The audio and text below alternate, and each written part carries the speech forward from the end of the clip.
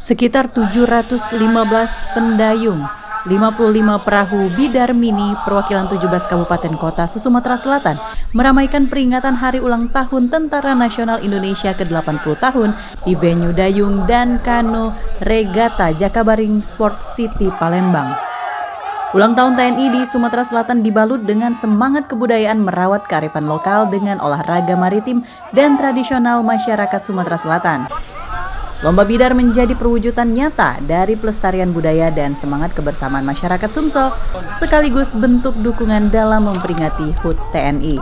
Pagi ini kita membuka lomba perahu bidar dalam rangka memperingati HUT TNI yang ke-80 tahun 2025. Peserta yang ikut sebanyak 55 tim.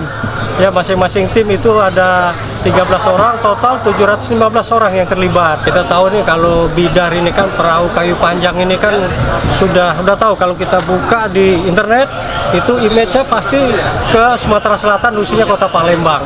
Makanya kita coba lestarikan ini dan kita coba angkat ya event ini. Nanti ke depan mungkin kita undang daerah-daerah lain selain dari Sumatera Selatan. Provinsi Sumatera Selatan, Pak Gubernur, Pak Wakil Gubernur mengucapkan selamat ulang tahun pada TNI Republik Indonesia yang ke-80, semoga sehat, lancar, dicintai rakyat.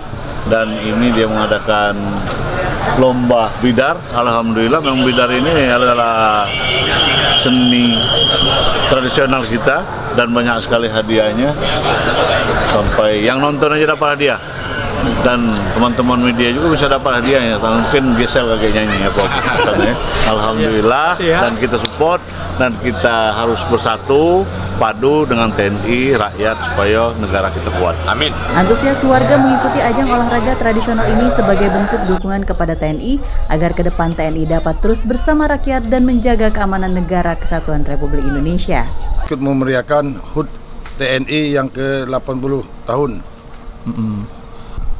Lomba dayung bidar. Berapa banyak Pak kita mengirimkan tim dayung? Kita ngirim dari Ormas Dejos, ngirim 2 tim. Itulah Dejos A sama Dejos B. Targetnya seperti apa Pak? Ya, targetnya kita tidak milih menang kalah, yang penting kita ikut berpartisipasi dalam rangka HUT TNI yang ke-80.